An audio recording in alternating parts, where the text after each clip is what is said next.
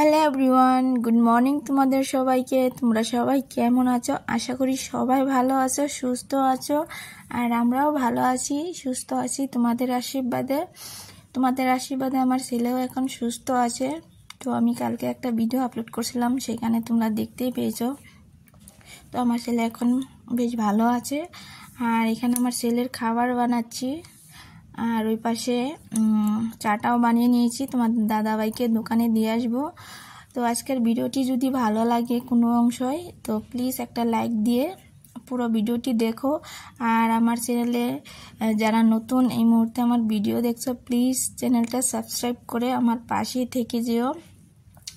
তো তারপর আমি এই পাশে ছেলেকে স্নান করে দিয়েছি। তো তেলটাও মালিশ করে দিয়েছি, গরম তেলে দিয়েছি।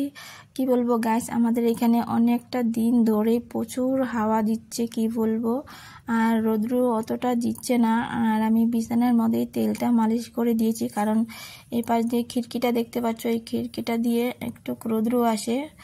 তো এখানেই আমি ওকে সব সময় তেলটা মালিশ করি, স্নান টান করি। আর বাইরে তো একদমই নেওয়া যাবে না, কারণ প্রচুর হাওয়া চলছে।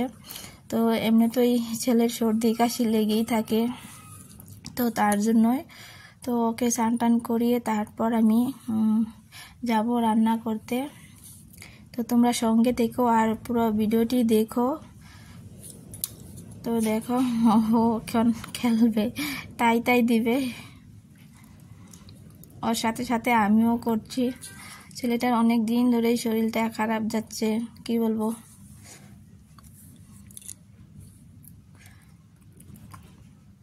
তো তোমরা সঙ্গে থেকো আর পুরো ব্লগটি দেখতে থেকো বন্ধুরা।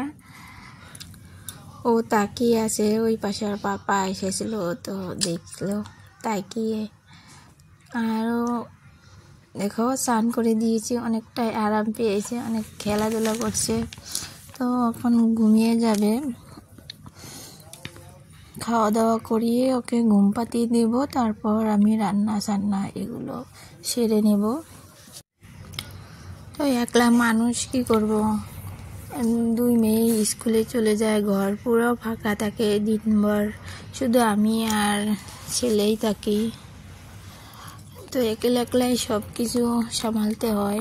এদিকে বাচ্চা সামালতে লাগে, এদিকে রান্না বাড়ি, ঘরের কাজকর্ম এগুলো সব কিছু করতে হয়। তো যেদিন স্কুল না থাকে মেয়ের, সেদিন ওই সব কিছু করে, আর বাকি কয়টা দিন আমারই সারতে হয়। একলা মানুষ, কি করব।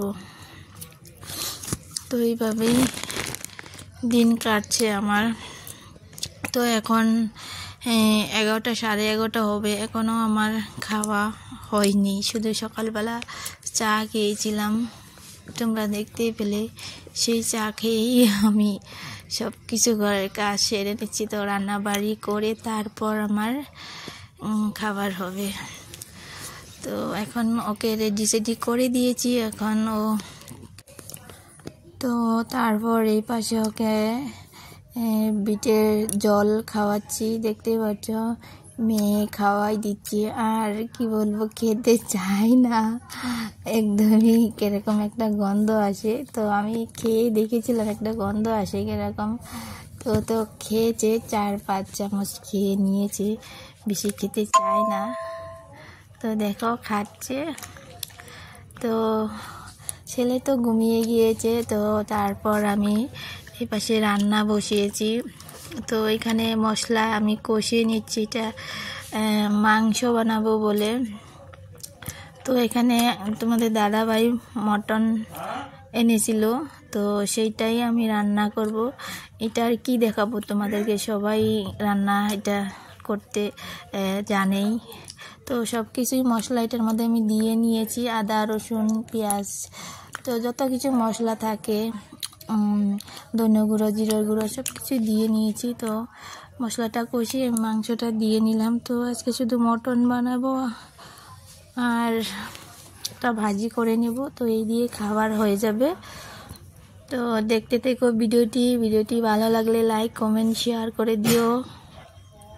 আর আমার যে ভিডিও দেখছো এই মুহূর্তে, প্লিজ চ্যানেলটা সাবস্ক্রাইব করে নিও। আর আমার পাশে থেকে যেও, আমার নতুন বন্ধু হয়ে যেও। শুধু একটা কমেন্ট করে জানিও দিদি ভাই আমি তোমার বন্ধু হয়ে গেলাম। তো আমি তোমার বন্ধু আমিও হয়ে যাব।